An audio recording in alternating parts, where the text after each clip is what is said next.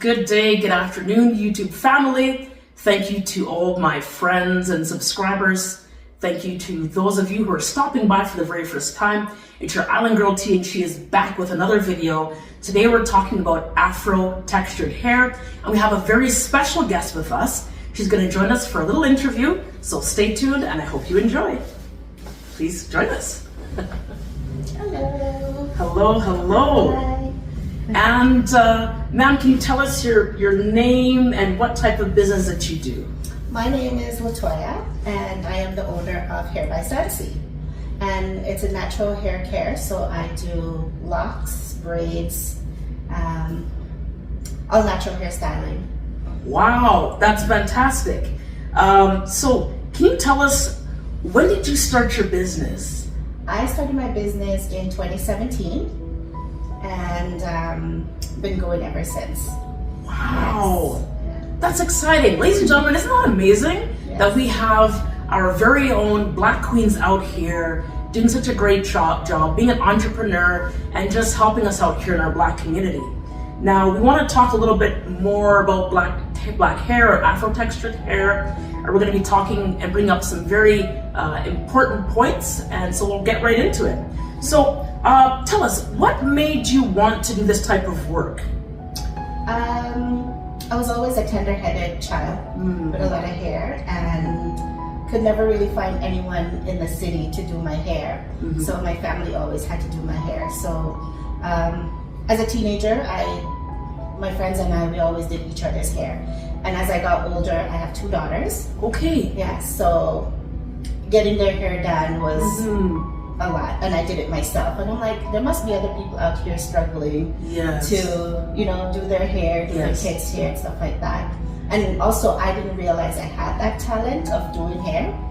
And, spoke with family members, and they're like, yeah, go ahead, try it. Because I was already doing friends and family's hair already. Yes. Yeah, so I started and didn't realize there were so many people that needed their hair done. Thank God for you. Yes. We as a Black community, we're so happy that you have taken upon yourself this venture to just help us out. I mean, so many times we find ourselves in a tizzy, in between a rock and a hard place, so to speak, and we truly do value. And I just want to say, on behalf of all Black women here in Alberta, thank you so much for stepping out. It's not ever easy, folks, to start your own business. Never. There's a lot of hard knocks, and I'm sure she can testify to that. It hasn't been easy, but thank God we're here. Thank God. Yes. Yes. Okay, now, being that it's Black History Month, I wanted to chat with you about a few things that we face as Black women with our Afro-textured hair. There is a huge stigma or negativity towards Afro-textured hair in terms of the majority of our society. So let's talk for a moment. Do you feel that you play a significant role in combating that stigma?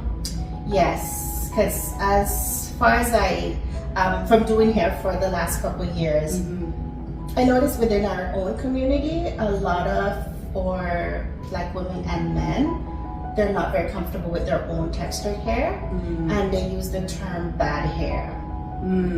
Which, tell us more about that. It really hurts me. I'm like, nobody's hair is bad. This is the textured hair that we were born with. This is what we have, and we have to embrace it. Yes. And actually, when I started the business, I had my slogan. It says "Beauty from the top."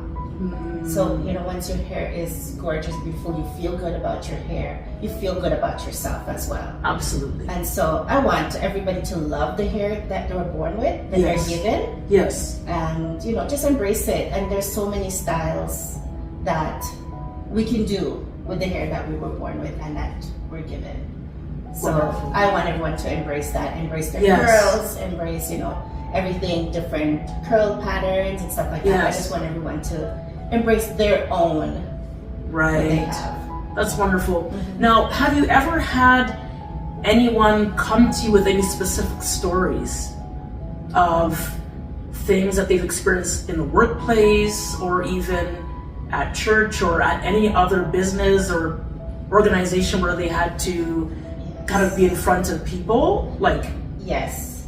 So when I started out, I did have a few clients that were in the military, and their hair had to be at a certain way because, you know, for the military, you can't have your hair out and stuff. That's correct. And yes. also different colors and Yes. whatnot. So they had to have it a certain way, done a certain way. Yes. And a lot of time, women tend to cut their hair off. Right. Just to fit that mold. Wow. Yes. How does that make you feel? It's hurt. It hurts. Yes. Yes. Coming from corporate world, coming into the style. Yes. People always ask you questions like, how long did it take to do your hair? Or, you know, if you change your hair, did you get a new haircut and stuff like that? Not understanding that our hair is meant to style and to play with and stuff like that. So I never had any issues really with my kids at school and stuff because I try to let them know this is your hair, embrace it. But for myself, again, growing up, I did have perm because we didn't understand how that worked, and I always wanted the straight hair. Right. But as I got to understand more about hair, I embraced it, embraced the natural hair, embraced the afro. Oh, that is so nice. Yes. That is so nice. I agree with you. One statement that you made that stands out, people asking, did you get a haircut? Now, I wear my hair in many different styles. Some of you that know me, sometimes you'll see me with my hair gelled down. And so when it's gelled down, it has more of that finish, and the sides look like, okay, technically it looks like it could have been cut, but it's not. It's not. It's not. And so I've had to learn myself how to deal with that and know that sometimes it's not always coming from a place of like, you know, a derogatory place, but people, again, they don't have that understanding of textured hair, Afro-textured hair. So maybe you can explain to them, Latoya, what does shrinkage mean? What do these terms mean? And so they can understand certain styles that might look like it's cut, but it's not. But it's not. Yeah. So pretty much we have really curly hair. When it's wet, the curls just kind of just shrink up to our scalp. But we have all that hair. We can pull it, stretch it out. You can use heat to straighten it. You could twist it, braid it, whatever. But naturally, because of curly hair, even people with looser curls, it tends to shrink up. Still. Yeah, so, but ours is just really tight coils that it just to our scalp. And so I hope you all are listening carefully. That's the nature of Afro-textured hair, and she described it so beautifully. And we are just here to also not just educate you that may not be colored, but for those of us who are colored, just to encourage you and say, rock it. Yeah. If you want to wear it in an afro with that shrinkage, do it. If you feel like you want to have it in braids or in locks, do it. Locks is not just for Rastafarians. Not anymore. It's a way of expressing who we are as a people and our history, which goes far back. Yes. That's fantastic. So next question is, what can we do as Black women to empower ourselves and also our daughters or nieces or other relatives? What can we do to empower ourselves altogether? It starts with us really just loving who we are, loving the hair we are born with, and then just letting our younger daughters, nieces, nephews as well, letting them know that this is our hair, this is it, this is what we're born with. There's no need to put chemicals or anything in that. I don't knock anyone that wants to do that, but right. But for embracing your natural hair, we have so many different styles. You can braid it, you can cornrow it, you can add extensions to it. Correct. For protective style, especially for our weather here in Alberta. Yes. It gets really dry. Protective styles during the winter. Yes. Wear your hair out during the summer times and stuff like that. So it's a start with us embracing it and not using that term, you have bad hair. Right. It's like you have beautiful hair. Yes. Your curl patterns are beautiful. Your curl texture is good. And also step away from the 4Cs and the this and the. doesn't matter. Yes. It does not matter. I agree. Like, we just have curly hair. Yeah, period. That's it. That's it. That's it. Yeah. That's what we have. Some of us have a straighter curl, some of us have more tighter coils. But we just have to step away from those number system because it doesn't do anything for us. And it actually, the number system, if I might add, that it adds to the negativity. To the negativity. Because now, if I'm told that I have 4C here, oh my goodness, like it must be bad. But yes. And so everybody attached some negative things to that part. So it's just curly hair. Period. That's it. That is so awesome. I love it. I love it. I love it. So with that being said, we'll move on to our next question. What significance does our hair hold? How far back does it go? And let's talk a little about that. The significant, oh my gosh, it goes way, way back. And it's just a way for us bonding as women and men. Is bonding, as you can see, I don't know if I should even use that. I don't want to use the animal kingdom thing in there, but you kind of have to go back to those primal days. Yes. Where, it's just caring. Correct. It's just caring. So when you see an elders like just really moisturizing and really loving on their younger ones and taking care of their hair, and it's a social gathering as well. Yes. So it goes way back. It's for caring. It's for, stuff like that. And then, of course, as time progresses, things change.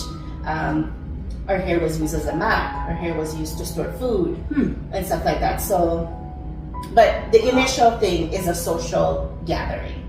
Wow. With our hair. It's a social gathering. Just pampering herself. The same when we go to the spas and everything. The same thing for our hair. It's a showing love. Yes. Yeah, absolutely. That's what it is. I can still have these great memories of growing up as a little girl here in Alberta, by the way, and seeing or having mom say, okay, it's time to do your hair for the week, and sitting down and allowing her to do something special so that I can feel beautiful as a little black girl. Exactly. And oftentimes I would get a lot of compliments as well. So because you feel good when your hair is done, and it's our crown, so you fix your crown for the week.